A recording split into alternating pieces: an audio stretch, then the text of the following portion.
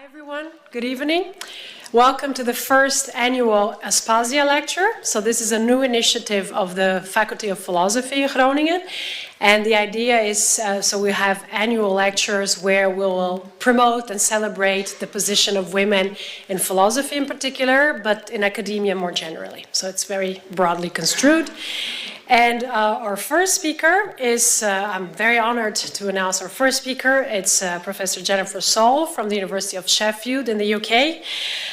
Jennifer Saul is the head of the department in Sheffield, and she also runs the project Implicit Biases in Philosophy. So a lot of what she'll be telling you about today is a product of her research in this project. So let me tell you a little bit about Jennifer. She obtained her PhD in Princeton in 1995, and since then she has been living in the UK. She's best known for her work in feminist philosophy and in philosophy of language, and in particular in the interaction between the two areas. So she published a large number of important articles in these topics, and her recent book is called Lying, Misleading, and What is Said: An Exploration in Philosophy of Language and in Ethics. And this book is a great illustration of how she combines precisely topics from both areas: philosophy of language, ethics, feminist philosophy. In 2011, she was the recipient of the Distinguished Woman Philosopher Award, which is awarded by the American Society for Women in Philosophy. And so at that occasion, I wrote a blog post to celebrate the award. And what I'll be reading now is basically what I wrote at the blog post at the time. So from the full announcement, which can still be found online, I'd like to single out one particular statement. So the announcement by the Society for Women in Philosophy, among other things, it had the following: Jenny Saul has demonstrated courage and leadership, and she's leading feminists forward to new ways of thinking and connecting. So I'm going to talk a little bit about new ways of thinking and new ways of connecting. So these are really perhaps the two most admirable features of her work. So I'll start with thinking. So her work on the role of implicit biases in sexism and other isms has significantly contributed to a new recasting of the issues. The most subtle, most ubiquitous, and arguably most dangerous expressions of sexism are in fact related to highly unconscious cognitive processes. So it is not only a matter of opposing sexism on implicit ideological grounds. Perhaps more importantly, what needs to be addressed are those underlying mechanisms which even those who do not see themselves as sexist fall prey to. All of us, me, you, everybody. Another important aspect of her work is that this work that she's been doing on implicit biases and feminism, it can be described as empirically informed feminism. And I see this as a very important, very interesting development within feminism and within philosophy in general. Those of you who know me know that everything that is empirically informed, that's the kind of philosophy I like. Anyway, so now talking about, so this was about thinking. I remember that there was also the part of her contribution to new ways of connecting. As for connecting, Jennifer Saul was one of the founders of the blog Feminist Philosophers, which then developed into an admirable example of collective feminist work. On a personal note, I can say without hesitation that the main factors in my own turn towards feminism, I'm a recent convert, by the way. We're reading an essay by the philosopher Sally Haslanger in the journal Hypatia, so I highly recommend all of you, you should absolutely read. I forgot the name, what is it again? I forgot the name. Anyway, I can give you the link if you're interested.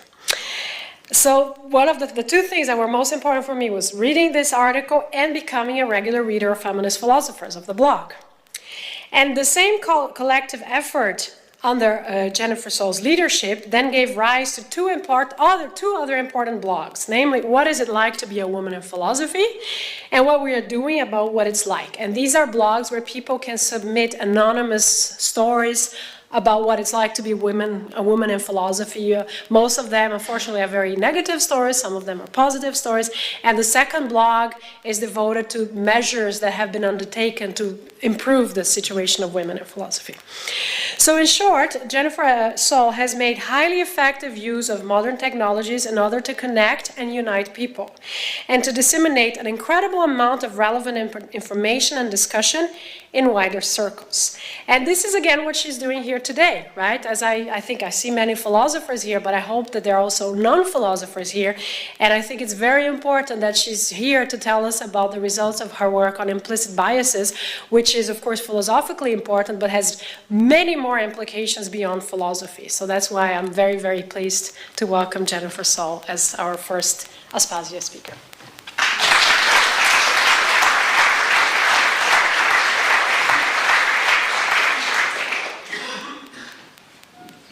Thank you so much for that introduction. And I'm incredibly honored to be here as the first Aspasia speaker. And I have to say, this is the first time that I felt compelled to take tourist snapshots of a room before giving a paper in it. This is an absolutely beautiful place. Let me make sure I can use this properly. So, although this talk doesn't focus exclusively on gender issues, I'm taking those as my starting place because I was asked to do that. It's a fairly familiar fact, I think, to most of us that there are low numbers of women in science, engineering, and mathematics. And this is something that lots of governments have put a lot of money and effort into trying to do something about, which is part of the reason that it's a familiar fact to us. There are also other fields that look much the same, but that haven't had so much attention paid to them, partly because governments don't consider us as quite as valuable to their national economies, and of course that's a terrible mistake because philosophers are extremely valuable to the national economies. But philosophy, but also fields like economics, show very similar numbers. Wherever the numbers in philosophy have been collected, the numbers are very low. Women are just 16 to 25% of philosophers worldwide, much lower than other arts and humanities subjects, which tend to be at parity or even a bit above in some cases. In the United States, the 16% figure is the figure for full-time women in philosophy. In almost every field, though, even outside academia, there are very low numbers of women at the top. There are pay gaps of varying sizes almost everywhere you look. So in the UK, the overall pay gap between men and women is women are paid 18.6% less per hour.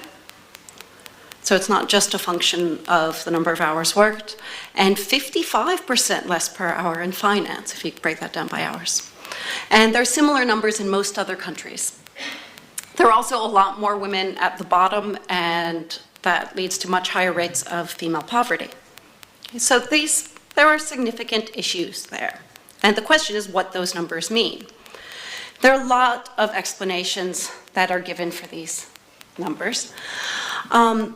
Obviously, there are going to be some people who insist that this is due to innate, unchangeable psychological differences between men and women, that we should just give up on trying to do something about this because this is what men and women are like. Now, that could be true. It's very hard to completely disprove it.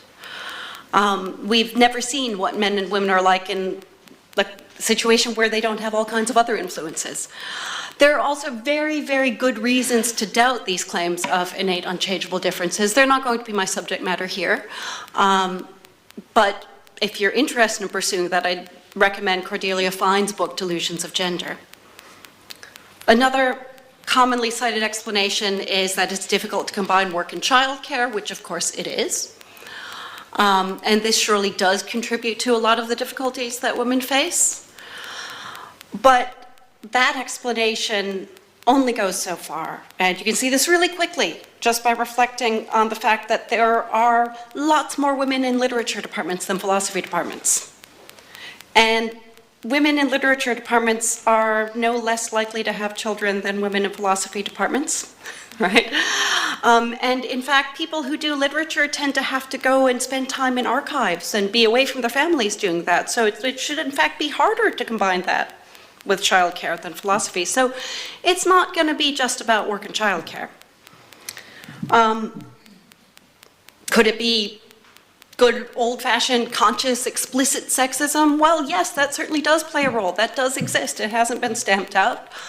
But it's not the only thing. that plays a role. And I think there's very good reason to believe that certain unconscious psychological phenomena that psychologists now know quite a lot about are also playing a role. And those are going to be my focus here. And these phenomena are very important also, not just in holding back women, but in holding back members of other groups and groups that overlap with the group of women, stigmatized racial groups and ethnic groups, disabled people, minority sexual orientations. There are lots and lots of groups that are held back by the presence of these unconscious phenomena that I'm going to discuss. Okay. So what I'll be discussing are implicit biases and stereotype threat. What I'll be focusing on when I talk about implicit biases here is unconscious biases or associations that have a negative effect on the way that we perceive and evaluate and even interact with members of the group that those biases are about. Okay, so those affect our interaction with members of the target group, which we may in fact ourselves be members of as well. And stereotype threat is actually quite a different phenomenon, although there are interesting interactions between these. And this is a phenomenon in which people's awareness of their own group membership has an impact, often though not always unconscious, on how they actually perform in certain situations. So first, I'll take implicit bias. So implicit bias is something which arises from a really useful, fantastically useful psychological tendency that we have, which is a tendency to make fast associations between categories. So when we see something on fire, we don't think, that's kind of orange and it's pretty, I wonder what it's like. Oh, warm, how warm? You know, you don't do that, you just jump back. Okay? It's really useful to make quick associations and react quickly. But it becomes quite problematic when we apply that tendency to members of social groups, especially social groups that we have negative associations with. And psychologists have shown really quite clearly through a huge variety of different measures that most people hold these implicit or unconscious biases against whatever groups are stigmatized in their society. So which groups the biases are targeting will vary from society to society. The exact nature of the associations, the nature of the stereotypes will vary from society to society, but in every society that's been studied, and quite a lot have, people have these sorts of negative biases. And they've been shown through a huge variety of different measures. I mean, it's a bit hard to get at what people are unconsciously thinking, but psychologists have found lots of ways of doing that. So the most famous are the implicit association tests. So you can take some of these if you like. It's a very disturbing way to spend an afternoon. And a kind of interesting thing to make your friends and family try as well. I found people tend to do that quite a lot. You go to the website Project Implicit, which is at Harvard University, and you can select from a range of these implicit association tests to take to find out what your unconscious biases are. It's very important that you select the tests for your country. So for most of you, it'll be the Netherlands, because otherwise you'll get like tests with names of American politicians and that you've never heard of. Or maybe you have if you read a lot of American journalism. But there'll be cultural associations that you might or might not have. And when you do that, you'll be not just finding out about yourself, but also contributing to the research that they're doing. So you'll be making another valuable contribution. So the way these tests work is that you're asked to very quickly make categorizations. And because you're making these categorizations quickly, it taps into what you're doing unconsciously. So this, for example, is a race implicit association test from the US. And you have the faces flashed up on the screen, and you have to click at the left-hand side if it's either African American or good, and click on the right-hand side if it's either European American or bad. And then they switch those categories. So it's African American or bad and European American or good. And most people will find, or for most people it will turn out, that they're very slow to pair African American and good, and very fast when they're pairing African American and bad. And by the way, this is a good illustration of why you want to be sure to select the Netherlands test. right? This particular association is so strong that a lot of people find while they're taking the test that they're actually conscious of this happening. And, so even though they weren't conscious before that they made that association, when they're asked to do this test, they'll realize they're making a lot more errors doing it one way than the other. And these tests have been shown to predict all kinds of behavior that are quite disturbing as well. Okay. Crucially, it's not just white people who have those negative associations with black people. Not just non-black people more generally. The biases are also held by members of the target group. So African Americans will display a bias against African Americans. Women will display a bias against women. And related to this, although it's a separate fact, they're often contrary to genuine, consciously held egalitarian commitments.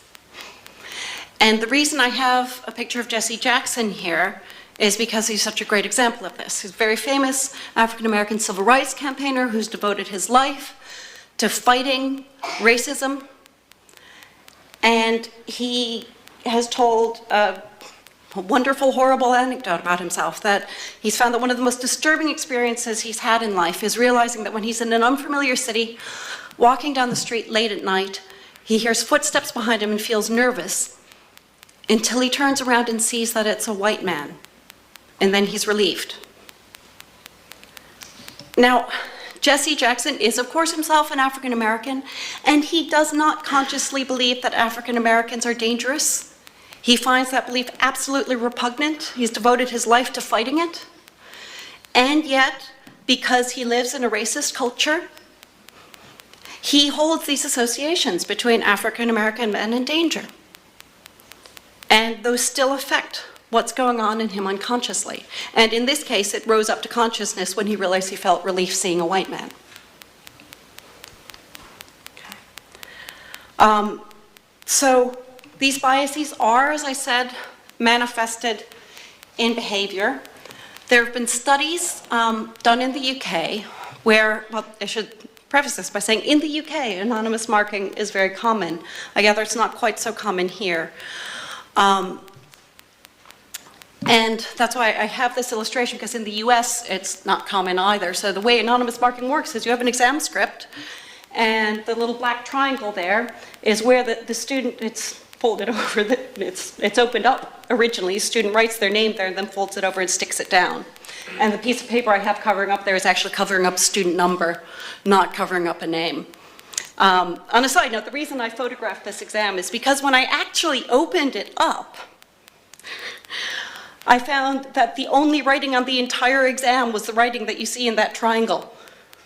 I don't know why this person did that, but that's why I thought I should conceal their student number, because it was such a strange case. So what people have found in studies of anonymous marking is that when women are marked anonymously, they get higher marks. It's hard to see this as anything but a manifestation of implicit bias. Similarly, what happens with CVs? It's hard to see as anything but a manifestation of implicit bias, and there are actually studies showing that the CV bias I'm about to explain is correlated with levels of implicit bias as measured by the implicit association test. So what they do is they take the same CV and they vary the name at the top of it. And they vary the name according to gender, according to ethnic group, according to racial group. And they find that the name at the top of the CV has a huge effect on how it's viewed. So John is much more employable than Jane. The very same CV with the name John, you'd rather invite this person for interview, you'd offer him more money, you'd be more likely to mentor him. The same thing for John being more employable than Yasser. More money, more likely to invite to interview, more willingness to mentor. And that is clearly correlated with levels of implicit associations.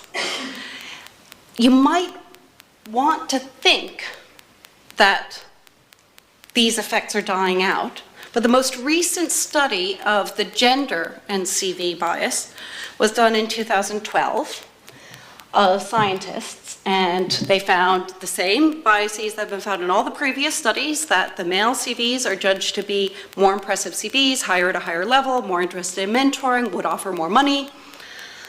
And this effect was equally strong for men and women studying the CVs and reviewing them. And what I find most disturbing, I expected it to be equally strong for men and women, is that it was equally strong for participants of all ages. The young people showed the same level of bias as their older colleagues.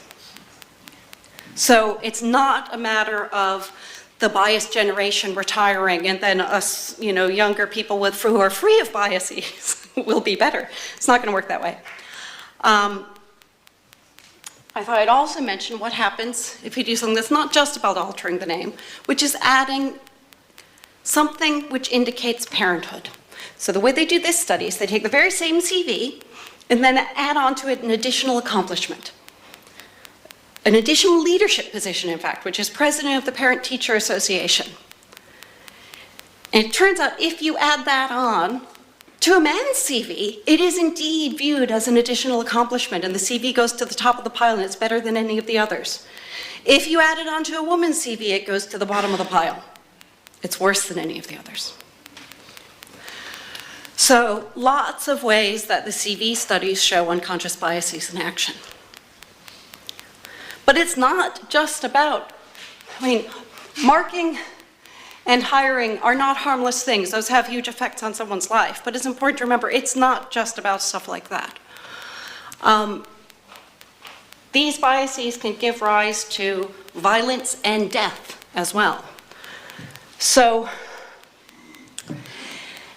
in the 1990s, there was an African-American man in New York, Amadou Diallo, who was shot approximately 50 times by the police when he was reaching for his wallet, showing them his wallet, rather, which they believed to be a gun. And of course, lots of people thought, well, they obviously didn't think this was a gun. They deliberately shot him. But psychologists started wondering if, in fact, bias could make you see a wallet as a gun. And that's how the shooter task was born, which is where you play, it's like a video game, okay. And your task is to shoot. You see an image of a person and you're supposed to shoot as quickly as you can at them if they're carrying a gun, and not shoot at them if they're carrying a harmless object. And the images are like this, where it's a little bit ambiguous. You can't tell very easily. And it turns out that people doing this task are far more likely to mistake a harmless object for a gun if it's in the hands of a black man, and far more likely to mistake a gun for a harmless object if it's in the hands of a white man. In this case, that is actually a phone that he's holding. And you won't be shocked at this point to hear that this is also true of American police officers. So obviously implicit bias results in injustices of various sorts. People not receiving the marks that they should, hiring not being based solely on merit, and innocent people being shot. So there's a lot of injustice going on, a lot of very bad effects in the world. Are we to blame for these? Well, my view is that it's not so obvious that these are blameworthy. These associations that we hold, and even their effects, are unconscious, they're automatic, they're not something we can easily control directly. We don't automatically know how to control them, even though there are some indirect measures we can take. And they're often, though not always, contrary to genuine, deeply held egalitarian commitments, that they're absolutely repulsive to the person holding them. That's why it's such a disturbing experience to take one of these implicit association tests. So because of that, I think these aren't subject to blame in the same way as conscious biases are. I'll get to the way in which I think they can be subject to blame toward the end of the talk. Okay. So now stereotype threat.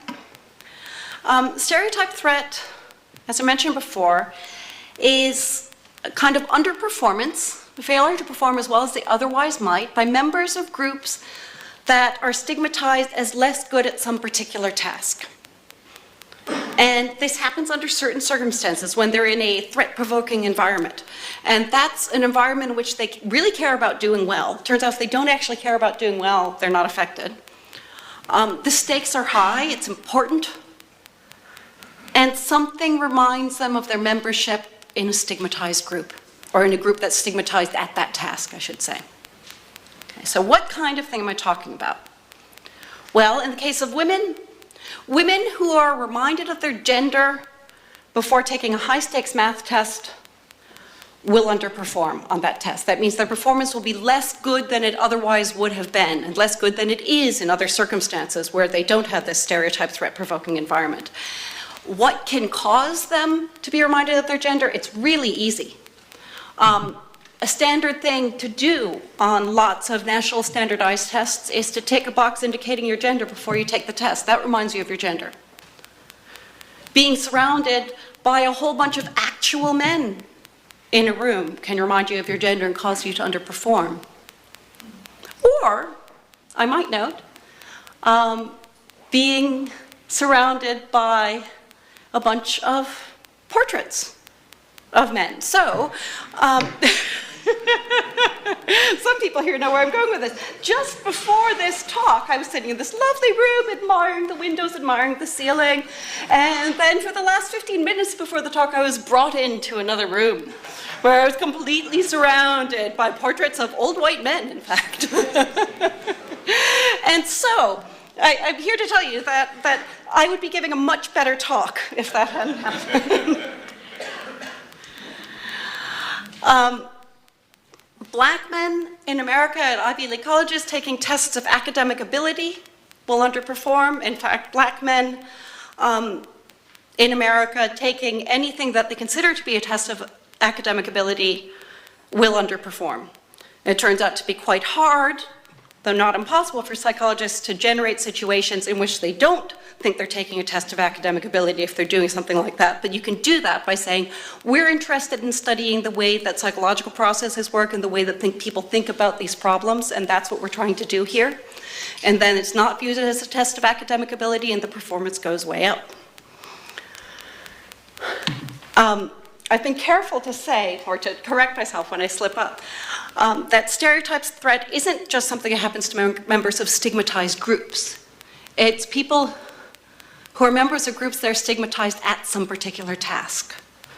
So I don't think anyone would want to maintain that white men at Ivy League universities in the United States, places like Harvard and Princeton and Yale, are a stigmatized, underprivileged group, right?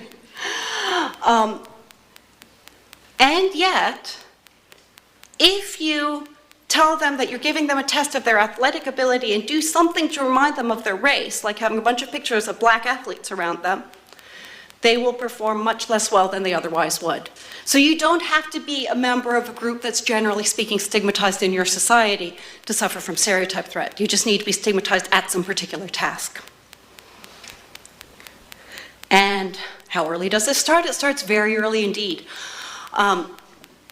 You can see stereotype threat regarding maths in girls aged 5 to 7.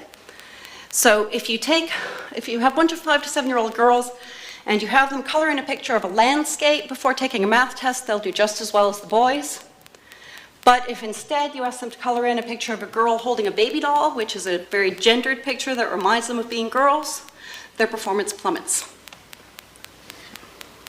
So it's shockingly early, I think. Now, the effect this will have on the world is that for members of certain social groups undertaking certain tasks, it will be harder for them to perform well. And that, I think, is unjust. This will mean that lots of people are failing to perform as well as they otherwise might. And that means that society won't be having the full benefit of the contributions those people might have made if they're performing to the best of their ability. So these are several ways in which stereotype threat has problematic consequences. Put these together, and the situation gets worse, Because members of stigmatized groups will both have a more difficult time being properly recognized as doing work of the quality that it actually is, and they'll have a harder time producing work of the best quality that they're capable of doing if they're suffering from both implicit bias and stereotype threat at the same time, as will often be the case. Because of the workings of implicit bias, they'll be less likely to be encouraged to continue. They'll be less likely to be fairly assessed, less likely to be mentored, which helps a great deal, less likely to be hired, less likely to be paid well. And the kicker is that all of this bad stuff can be happening even if everybody involved has the best will in the world and genuine egalitarian commitments. There is, in fact, still far too much conscious explicit bias in the world. But even if you manage to get rid of all that, these implicit forces would still be resulting in really bad things happening just as the result of behavior of well-intentioned people. Okay.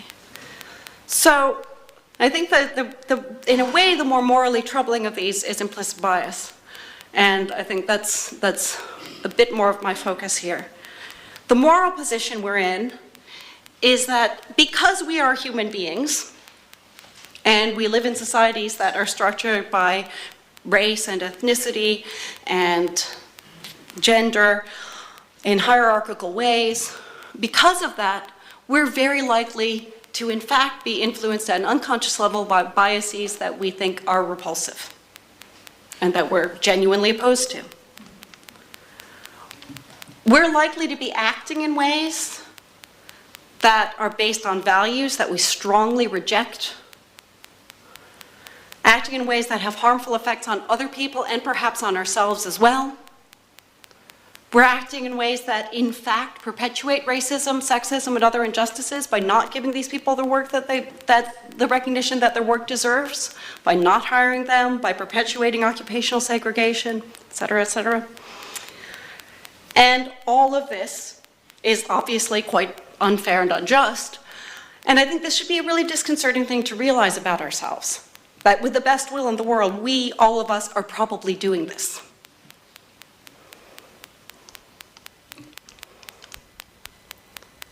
But I think we should also be disconcerted regarding our epistemic position. That is, regarding what this means for the knowledge that we take ourselves to have. I think we should be unsettled, not just morally, but epistemically. So, before we learn about implicit biases, we don't know that we're doing those things. We might have thought before this that it's pretty easy to know whether I'm a racist. I can introspect, look at my thoughts, and see if I hold these repugnant racist thoughts. Oh, look, I don't. Good. Phew, I'm not a racist. Right? Oh, look, I've written lots of articles in feminism. I can't possibly be a sexist. Good. Thumbs up. But once we learn about implicit biases, those reassurances aren't there anymore. And part of the reassurance we lose is the reassurance of thinking we know ourselves. Even once we learn about these implicit biases, we don't know when they're influencing us. We can't really trust the judgments that we're making.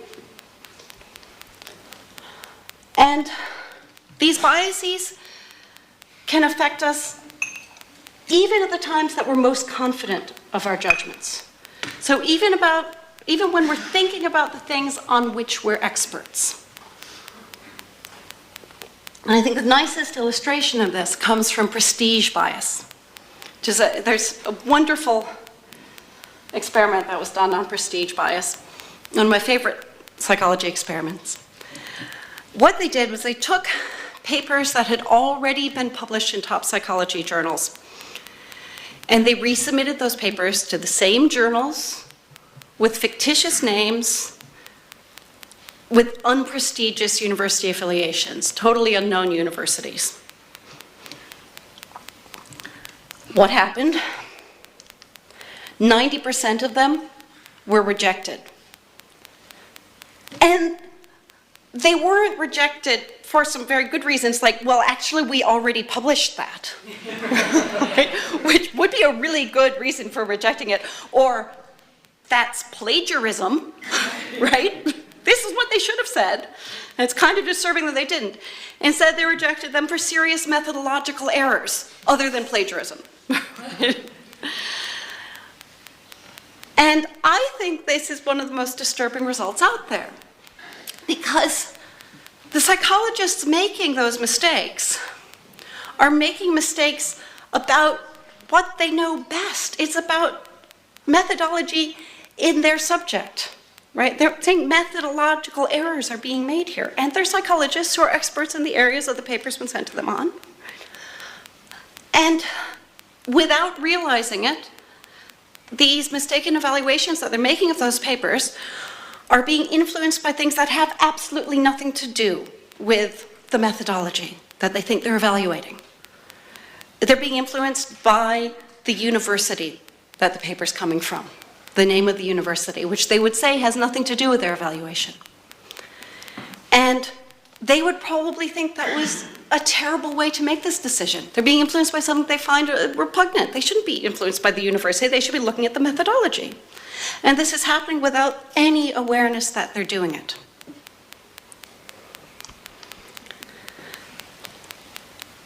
Now, you might respond to this by saying, well, really, this isn't that surprising. We know we make mistakes. That's part of our self-conception as human beings, or most of us anyway, right? We know that we make mistakes from time to time. But I don't think mistakes like these are part of our self-conception. Because these aren't mistakes about something that we're really not that knowledgeable around. So it's not like me making a mistake about how to get around in the Netherlands, right? I mean, of course I'm going to make that mistake. It's not a mistake made while being drunk, although, I mean, maybe some of the referees were, but surely not all of them. I mean, somebody would have realized this, right? Not mistakes made while totally exhausted. Again, maybe in some cases, but not all of them. They're not mistakes about something really long and difficult where you could easily forget a bit of the calculation. This is, methodology in their own subject. These are mistakes based on prejudice. And they're mistakes made when we're most confident that we're acting rationally. So, you're a psychologist looking at the methodology in your own subject matter, reviewing a paper. This is, this should be the most rational part of your behavior. And yet, mistakes are still being made. So I think we should be really unsettled by this. And the way I'm going to try briefly to suggest that is to make an analogy to the traditional philosophical problem of skepticism. So the traditional way of formulating skeptical arguments, not the only one, obviously, but the probably most typical way is to get us to think about some possibility that we feel we can't rule out. This is speaking very crudely and in very broad general terms. And then to convince us that we should move from the fact that we can't rule out the possibility to the thought that we really don't know about something. For instance, about whether anything around us is real, whether the external world is real. So classic skeptical possibilities are that, I can't rule out the possibility that I'm dreaming. So I can't really know that all of this exists. I can't rule out the possibility that I'm living in the Matrix. Well, that's not quite so classical, but it's become so, right? So how can I know that all of this really exists? Or I can't rule out the possibility that I'm a brain in a vat with electrodes attached to me being stimulated by somebody at a computer, and so none of this that I think is around me really exists. So there's a very, very crude caricature of skepticism here. Now, I think implicit bias gives rise to something which is at least analogous to a kind of skepticism. Because what we learn, and in fact in some ways stronger than what we learn with skepticism, than what happens in skeptical arguments. When we learn about implicit bias, we learn that it's almost certain that we are making mistakes. It's not just that we can't rule out the possibility that we're making certain kinds of mistakes, but we've got really good reason to believe, just based on the fact that we're human beings, that we are making these sorts of mistakes. So in that sense, it's stronger than traditional forms of skepticism. Now, there's another sense in which it's weaker. It's not just that we can't rule out a possibility, it's that we think that possibility is likely to be true. So it's, the analogy would be learning that, it's very likely that I am a brain in a vat, rather than just I can't rule that out. But of course, it's not as sweeping as learning that I'm very likely a brain in a vat. Learning about implicit bias is not going to make you doubt the existence of the external world or anything like that. It's not that kind of doubt. So it's what gets called a local skepticism rather than a global one. But it's a really strange kind of local skepticism because you can't quite carve out exactly what bits of your knowledge this should make you worry about. Right? There are lots of times, given the amount of information about the world that comes to us through things that people say, and we decide whether to believe them or not, given the amount of information about the world that comes to us that way, we don't quite know exactly which bits of the things we take to be true might have been influenced by us making mistakes about whether this person is a credible source or not, whether I should believe the thing that I read in this paper from a person at an unknown university, for example. There are lots of areas in which the social identity of someone could be affecting the judgments that we made. And so there are lots of areas in which our beliefs might have been affected by implicit bias. So in that way, it is in its own way a little bit sweeping, but in a different way. Now, there's another way of thinking about skepticism that I've got from my colleague Chris Hookway, who's actually basing this in his work on Charles Sanders Peirce. And he suggests that the better way to view skeptical arguments is as challenges to the reliability of our cognitive instruments. So skeptical arguments, the best skeptical arguments would make us doubt that our ways about learning about the world are ones that we can rely on. And so the way to see these arguments is as demands for us to show that it's okay for us to rely on these cognitive instruments that we in fact rely on, that we're not being irresponsible in doing that. And he says, in fact, the truth is we don't really doubt when we encounter skeptical arguments. They don't actually make us think, oh my God, maybe this isn't real. Right? We might think that for a few minutes in the philosophy classroom, but then, we go out for a beer and we don't doubt whether the beer is real or not, right? And he says this is okay, following Peirce here. It's rational of us to trust the habits that we have until we get some evidence that they've really led us into error. So we can respond to the skeptical challenge to show the reliability of our cognitive instruments by saying, well, no, it's okay to rely on them until somebody shows us that we shouldn't. In fact, the burden of proof should be on the person trying to show us we can't rely on these instruments. So he says we question our habitual standards only if we have evidence that they have led us into error, or we can explain what is wrong with them. If we abandon this presumption, then responsible, confident inquiry and reasoning are not possible. Self-trust is a necessary condition for responsible rationality. But, he goes on, if we fail to vindicate our cognitive habits, then skepticism may be inevitable. So if we come to believe that there's good reason to doubt our cognitive instruments, then we're stuck with the skepticism.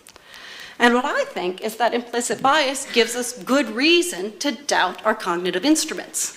Our habits are bad ones. They lead us into errors. And we've got really good reason to see that. So we can't accept the reassurance. Now, it doesn't show us that all our cognitive habits are bad. Some of them are good. It's not that we're completely useless at figuring things out. But we've got good reason to doubt some of the habits of which you've been very confident.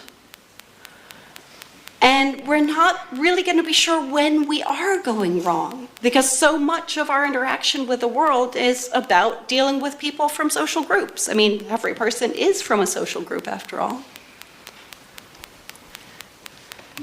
I think there's another way in which implicit bias skepticism is more worrying than traditional kinds of skepticism.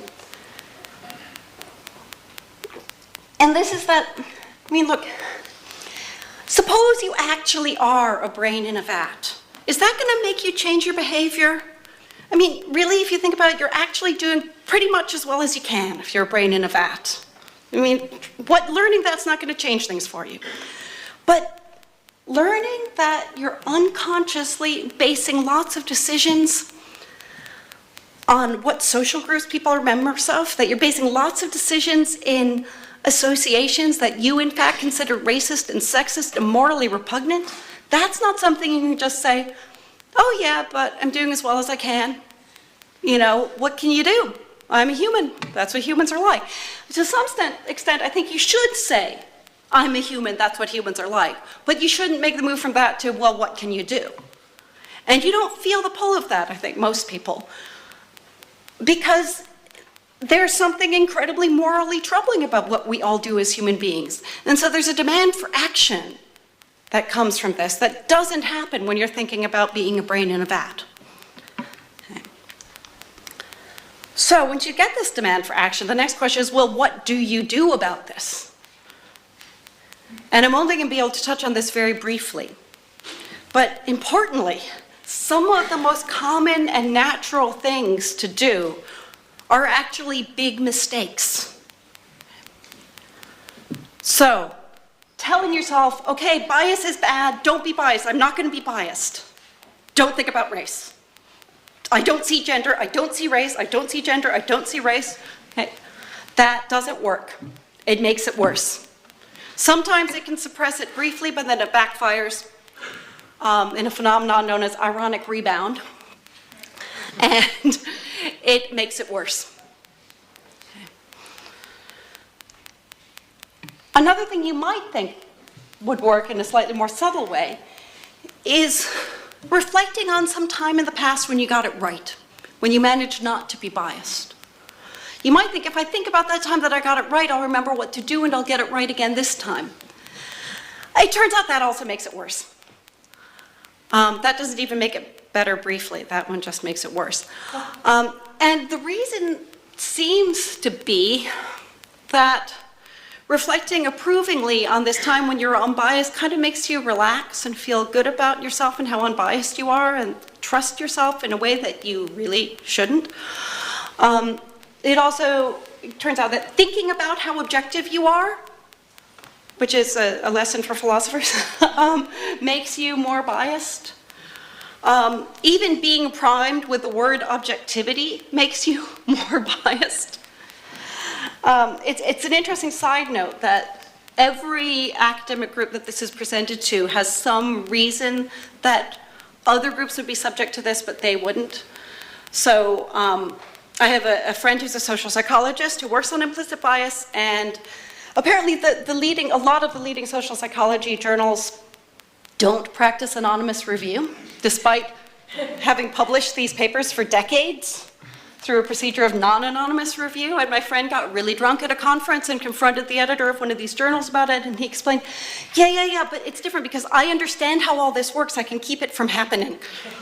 Right? Philosophers typically say that other people will be subject to that. I mean, of course, psychologists are like that. All these studies are based on psychology students, but we're philosophers. We can use the light of pure reason. And the physicists just say that they're so much smarter than everybody else that they don't have to worry. But thinking about any of those things tends to make it worse. A very common thing to do only sort of works. And this is putting a woman on a hiring committee so that the committee won't be biased. It does not work for eliminating implicit bias. It doesn't work for that for several reasons. One of them is that women are quite likely to be biased against women as well. Another is that putting one woman on a committee that's all men doesn't give any guarantee that her view will be taken seriously, since people tend to take women's views less seriously than men's. Okay? But in fact, putting a woman on a hiring committee can do something. It can help reduce stereotype threat if you're interviewing a woman candidate so that she's not faced with an all-male panel. To do that, though, you really do, in fact, need more than one woman. So one woman's still not going to get you there. You need a certain kind of critical mass. So that kind of helps. Anonymizing is great, because if you manage to successfully anonymize, you eliminate knowledge of social groups, so you can't use that and influence your judgment. The reason I have this picture here of Gail Williams is that one of the big success stories of anonymity is orchestra auditions, where when auditions started taking place behind a screen, the percentage of women in orchestras skyrocketed because the people seeing them audition couldn't see whether the person auditioning was a man or a woman. And the reason I have Gail Williams is that she's my cousin who spent a decade unemployed as a French horn player and unemployable until they started using screens, and she got a job with the Chicago Symphony. Another thing that works is gazing at a picture of Barack Obama. It's spending some time thinking about counter-stereotypical exemplars. Counter-stereotypical exemplars are members of the stereotype group who don't fit the stereotype. And this helps both for implicit bias and stereotype threat.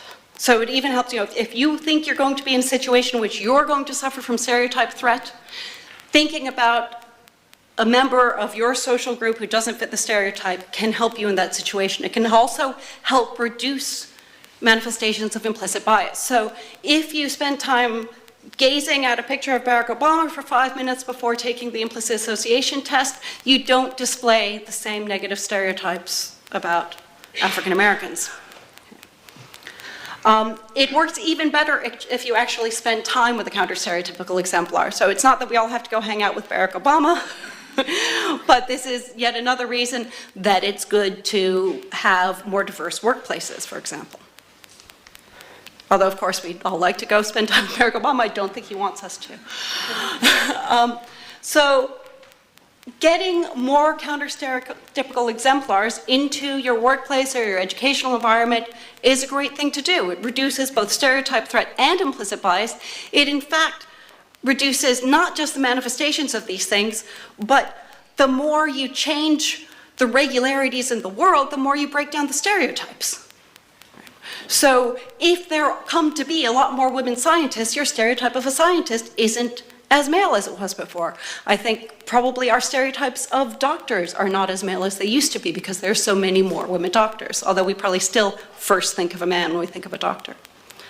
So because of that, in philosophy, I argue not just for hiring more women, but being sure to put women on our reading lists, trying to recruit more women students, having women speak at conferences, doing everything we can to get more women in and raise the visibility of women.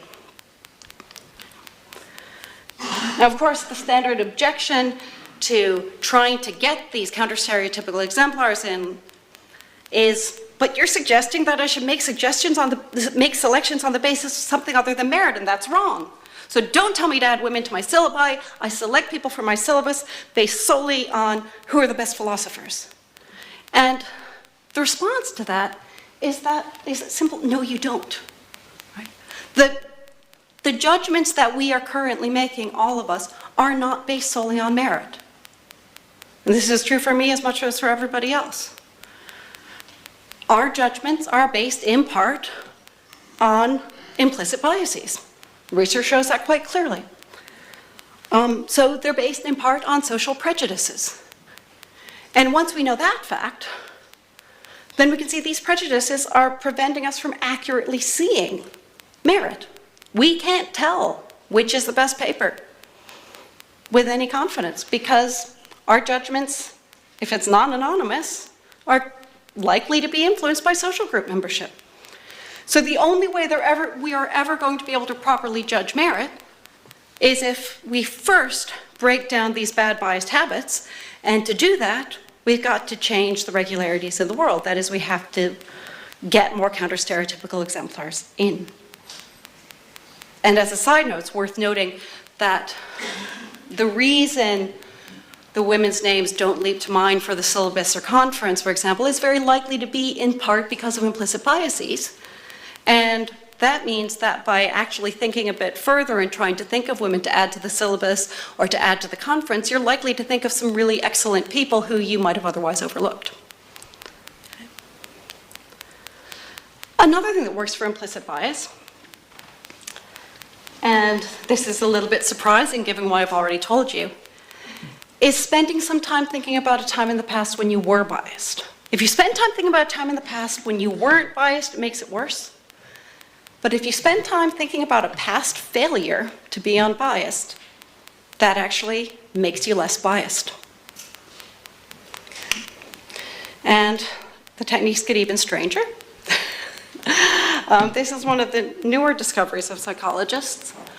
And this is what's called implementation intentions. And this is the way psychologists tend to characterize implementation intentions is that they're intentions of the form, if situation X occurs, then I will perform response Y. Now, in fact, they don't actually have to be formulated as if-then claims. But they do have to have a kind of specificity that I'm going to try to explain. So, the contrast is with goal intentions. If you go into a situation and tell yourself, I will ignore gender, my goal is to ignore gender, so I will ignore gender, it doesn't help at all. Okay, that's a goal intention where you just formulate your goal. But if you instead formulate an implementation intention which specifies a particular situation and a response in that situation, things change. So if you formulate the intention, if I see Betty, I will ignore her gender, turns out that works, which is a really surprising and strange fact. And it gets even stranger than that. So another kind of psychology experiment I love is one that they use to test how friendly and comfortable you are with somebody. So the way the experiment works is you walk in and they say, you're going to be meeting with somebody in this room here. I'd like you to set up 2 chairs for the meeting. And the chairs are stacked in a corner. You put the chairs out. And then, in fact, all they are interested in is measuring how far apart you put the chairs. They don't care about anything else that happens. Because that shows how comfortable you are with that person. Now, people who are training to be psychiatrists, like most people, have implicit biases against people with schizophrenia. And it's important, as a part of that training, to overcome those implicit biases if you want to be a psychiatrist. In fact, it may be important more generally. It's especially important for psychiatrists. If you have the trainee psychiatrists form the goal intention, I will be friendly to schizophrenics, and then you have them put the chairs out for a meeting with a schizophrenic, they put the chairs really far apart. But if instead you have them form the implementation intention, the next time I get a chance to be friendly to a schizophrenic, I will take it. They put the chairs closer together. Now, the difference between those two is actually not the sort of thing you would think would make a big psychological difference, but it does. And they've actually found this effect lasting for as long as 3 weeks after forming the implementation intention. So the psychological research on this is kind of in its infancy, and it's not clear how far these effects carry over to other situations, and whether this would actually affect a case of journal refereeing or something, and it's not clear exactly how to formulate all the correct implementation intentions, but I think it's quite exciting research. But it's extremely counterintuitive. It's not something you think of on your own as a way of overcoming your implicit biases. And I think that's an important and strange fact. Okay. Another thing that works for stereotype threat is thinking, if you're a member of a group that's negatively stigmatized at some task, but you also are fortunate enough to be a member of a group that's positively stigmatized at that task, then focusing on that other group membership can help you. So the reason I have this picture is, remember those 5 to 7-year-old girls? who are asked to, color in a picture of one sort or another before taking a math test. Well, in the United States, East Asian Americans are stereotyped as good at maths. And it turns out that if you have East Asian American girls, you have them color in a sunset or a landscape, they do just as well as the boys. If you have them color in a picture of a baby doll, girl holding baby doll, their performance plummets. But if you have them color in a picture of somebody using chopsticks, their performance goes way up because their group is thought of as good at that task. So for most people suffering from stereotype, there's going to be some group that they're a member of that is not negatively stigmatized at that task. So university students, students in this excellent doctoral program, things like this. So focusing on a different group membership can actually have a positive effect for stereotype threat. Learning about people from your social group who've succeeded, listening to their stories can help. A very surprising one that's been discovered is one that it's called a values affirmation exercise. You won't be surprised to learn that this is from American Studies, a name like that. What this is spending time in a stereotype threat-provoking environment thinking about values that are important to you. And it turns out that if you have women in physics classes spend time in those physics classes, like 15 minutes, writing about some value that's important to them, their performance goes up a full letter grade, like from C to B or from B to A. Now, lots of these things are really kind of surprising. They're not what would ordinarily occur to you. They really require psychologists doing the research to find out about them. Lots of the things we'd naturally think to try don't work. In fact, they make things worse. And this means that we don't on our own know what to do about this.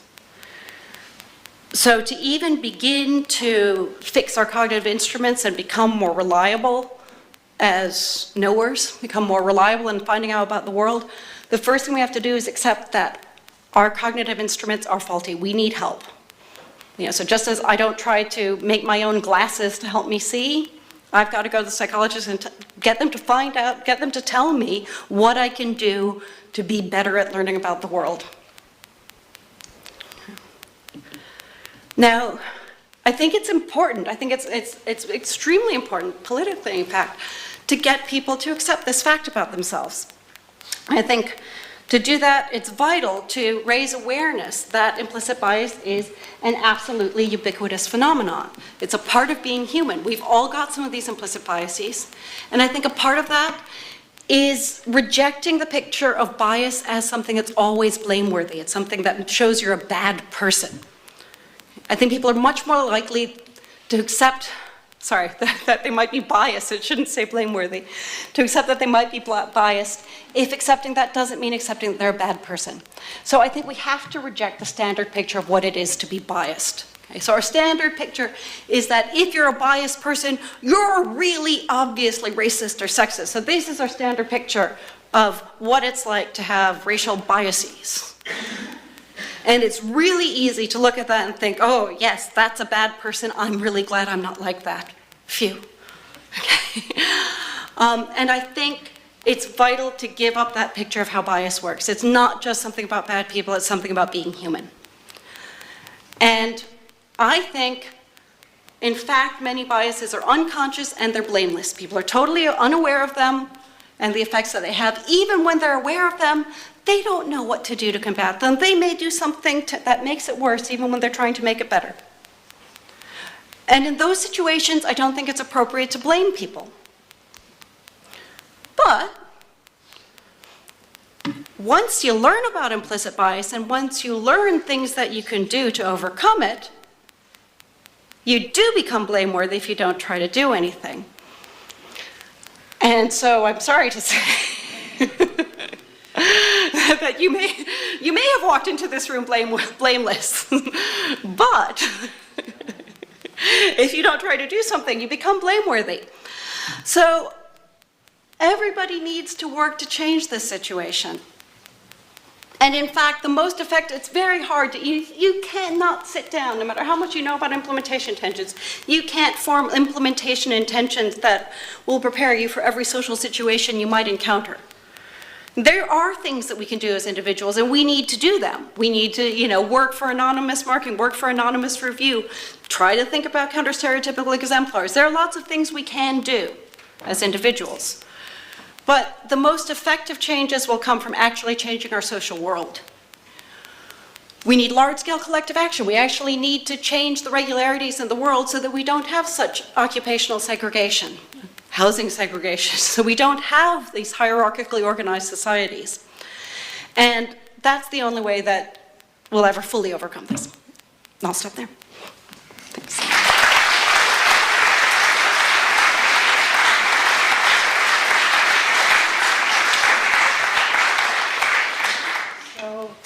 We have time for questions. Okay, we start with this. Hello, thank you very much for this fascinating lecture. I would like to ask your advice.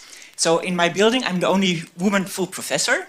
It's in the sciences and mathematics. Are there more from our faculty here, mathematics and sciences? Hello.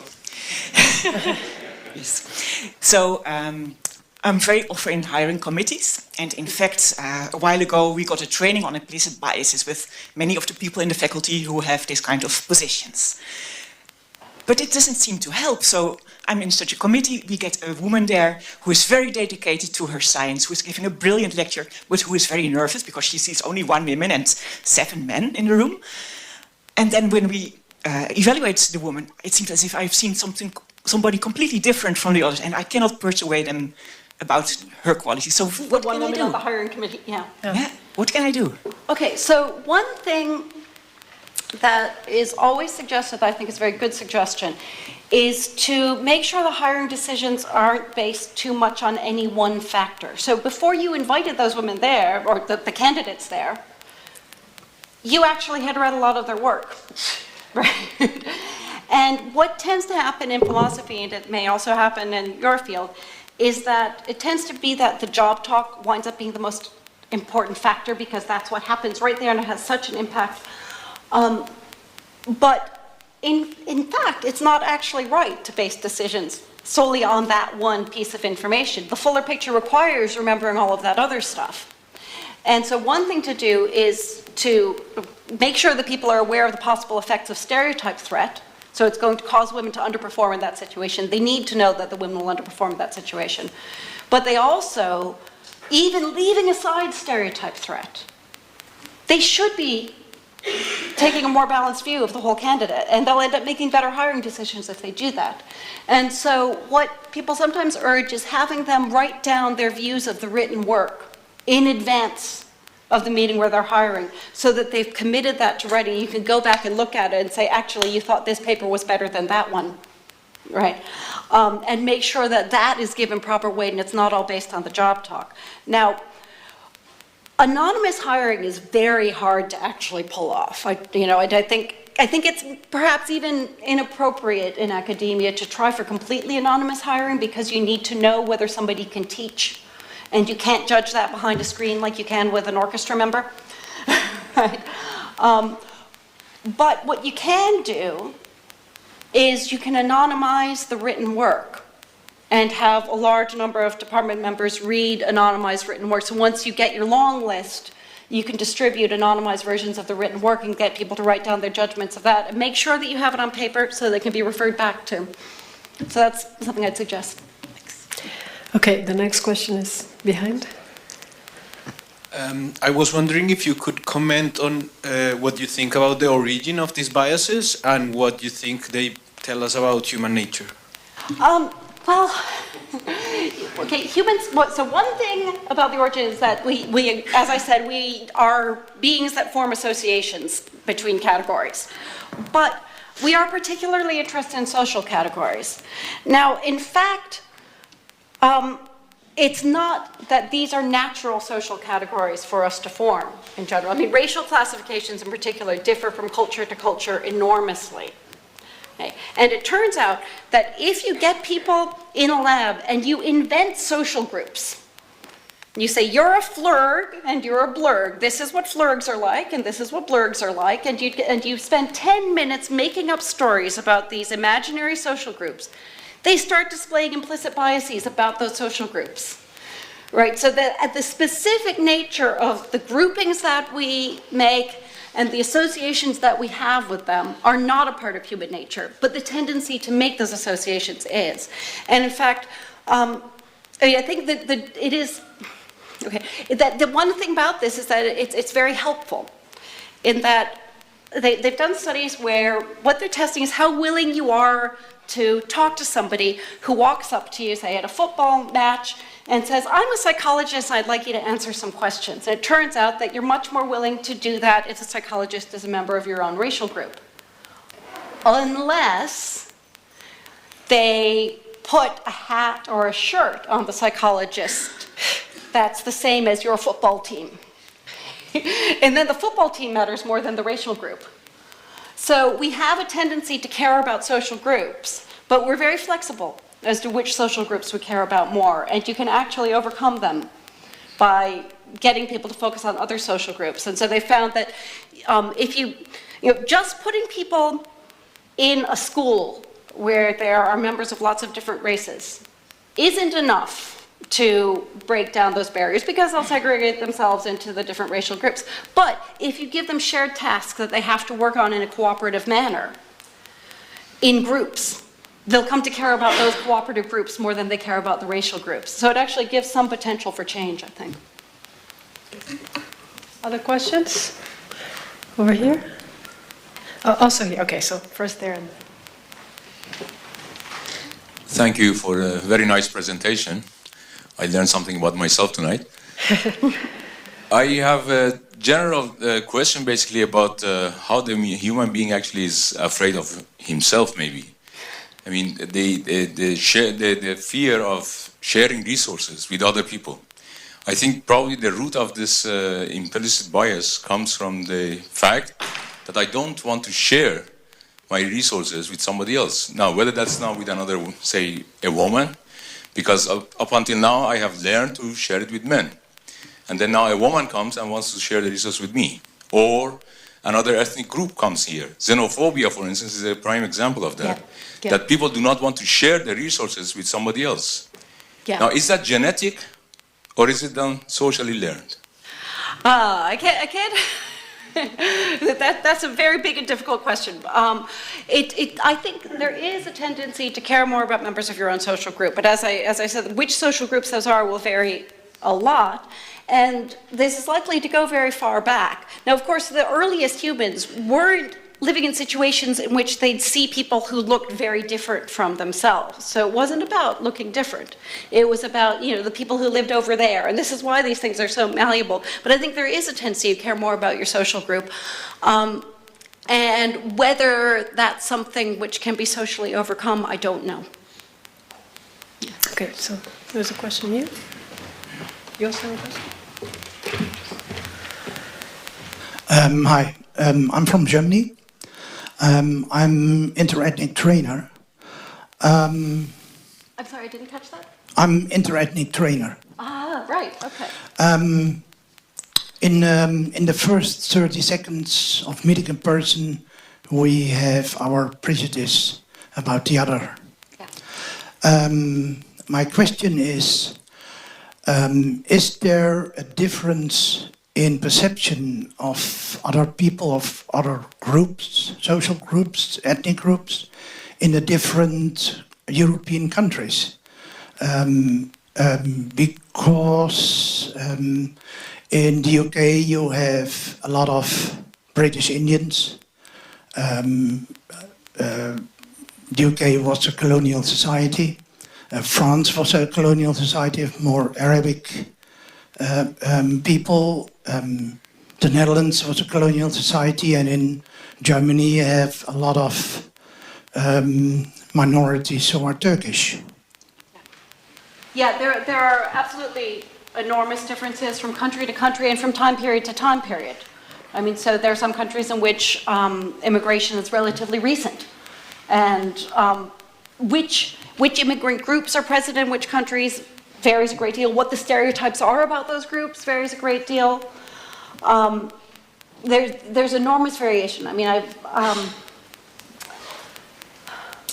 I'm not an expert on the exact nature of the stereotypes in each country, but it is going to vary enormously from country to country. And as an American living in the UK, I've seen the enormous differences between the sorts of stereotypes that are held of different groups in different countries.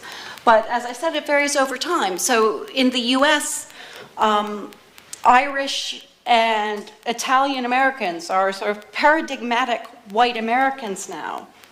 But in the 1920s or 30s, they weren't.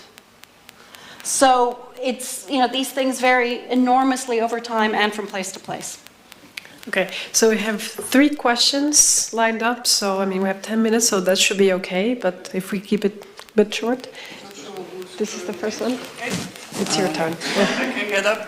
I'm a social psychologist myself, so I can say thank you for the talk, but there was, in terms of all these data, wasn't very new for me, so I use that, and maybe that's. I'm also a counter-stereotypical exemplar, being a professor in social psychology, so that's nice. And I really. And I'm sorry for hand waving at the experiments. As you said, that's fine. But I'm actually. I think it's a nice opportunity to hear that now philosophy is taking. Advantage of all this research, and so in that respect, I'm really happy also to have had. I'm surprised that philosophers have ignored it for as long as they have. Yeah. I think it's really interesting for philosophers. So that's really nice. And what I liked is also your reasoning that it's a good way to solve the problem, or at least to make it a little bit less strong by hiring a lot of or getting more counter-stereotypical exemplars. And so that made me think about this university where we have one good example of like a program, Rosalind Franklin Fellowship. And I felt like, we are busy in a good way. Because, that's exactly, I like the way you brought our attention to this fact that it's not against merit to have these programs, because this program is targeting people who really have a lot merits and who brought in a lot of talent, and it just gives an opportunity to get them in and to have this counter-stereotypical exemplar. So that's not a question but a note, and I think this is a wonderful opportunity to just make that note. And then I just felt like you gave, there was this example of this hiring committee and what to do. And that reminded me that these biases, oftentimes, if there is ambiguity, then they flourish really. Yeah. And so I think this situation, having somebody who is really competent but giving a speech and just like coming over nervously, the question is, how do we interpret that? Because is that incompetence? Is this situation specific? Is this a broader problem? And in these very situations, the well-intending people oftentimes fall back onto their biases, and I think we might add that to the things we have to be aware of. What are we interpreting?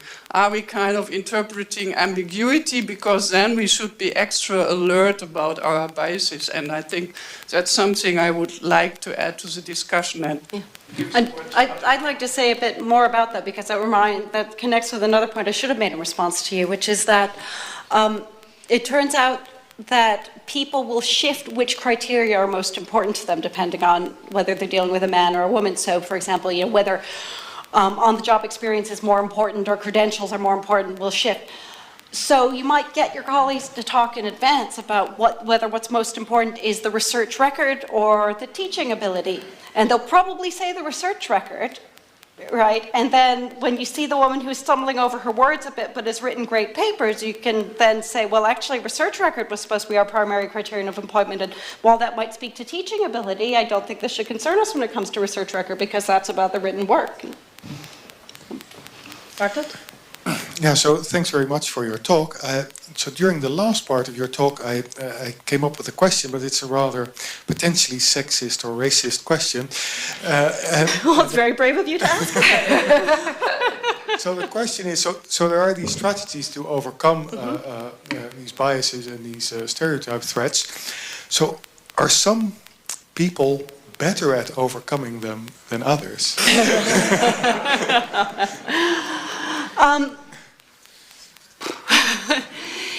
Well, it varies a lot depending on the bias that you're talking about. So, while I have glossed over a lot by saying members of the target groups are also subject to these biases, the degree to which they're subject to them varies. So, for example, in that CV study in 2012, looking at women's CVs versus men's, the women displayed just as high a level of bias as the men did. But when it comes to, say, negative associations on the implicit association test between African Americans and, good and bad adjectives, African Americans display a lower level of that bias than European Americans do. They still display it, but not as many of them do, and it is at a lower level. So that bias is still there, but it's not quite the same. So, with these, you actually do need to start looking at it in detail from bias to bias and group to group, and perhaps even experimental paradigm to experimental paradigm. So.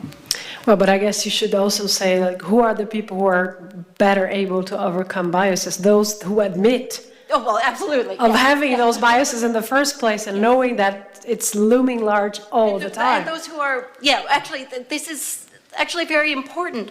The people who show a strong, genuine motivation to control prejudice are better at controlling it. So people who are trying to not be racist because other people will think they're awful if they're racist, they're not particularly good at controlling this, but people who think racism is bad simply because it is bad to view people that way, they are better at controlling the biases. So. Okay, Martin Lenz, Thank you. In answering his nature-nurture question, you seem to accept the claim that it is advantageous for social groups to actually be biased. So why should I be convinced to become unbiased at all? I mean, of course there's a moral force, as you suggest, but there seems to be no good reason, also thinking of cognitive economy, to be completely unbiased, and then to pick in which respects I want to be unbiased is a decision that isn't principled. So what would you suggest? Why would it be advantageous? No, it's a good thing to call attention to. I probably shouldn't have accepted it so quickly. What I was accepting, though, wasn't that it is currently for us advantageous to be biased, but that it seems plausible, and it does seem plausible to suppose that, if you had small-scale societies competing for resources, it would be useful to favor your own social group. That's plausible. I don't know if it's true, but it doesn't sound so crazy. But now we're living in large cooperative societies with people from lots of social groups, and it is actually very useful to be able to cooperate. We're living in a very different situation. So what was advantageous to us then? There's no reason to think it would be advantageous now. And it might also be that it wouldn't have been advantageous then. I just think it has a certain plausibility. It might well be that if those groups had cooperated, they would have been able to do a better job generating more resources. So May I just shouldn't have comment that. on that quickly? Because you seem to have changed tack. First, you say there's a moral force to be not biased. Yeah. Now you say it's advantageous. These are two fairly different reasons for not becoming biased. Or I've actually given both of those in my paper. Yes, but they might contradict each other occasionally. To take advantage of certain qualities of people is one thing. To aim for an equal society is another thing. So Okay, so the morally good and the advantageous are not always the same thing. However, if something is both morally good and advantageous, then that's a good reason to go for it. And I've argued both of those in this case. So I've said that our society is the worse off for the presence of these biases, and that it's morally bad. So I don't see any problem with doing that. Well, also there's the aspect of biases entailing all kinds of cognitive illusions, right? You're actually making mistakes, cognitive mistakes. So putting aside the whole moral debate, right? There were all these cases of, it's just purely on the epistemological level. False beliefs. Yeah. So that in that sense. Now, of course, it might be that some false beliefs are advantageous, but I don't see any reason to think these are. Well. Yeah. thank you. Okay, I think we don't have time anymore. So unless somebody has a very pressing question? No? Well, if not, then let's thank the speaker again.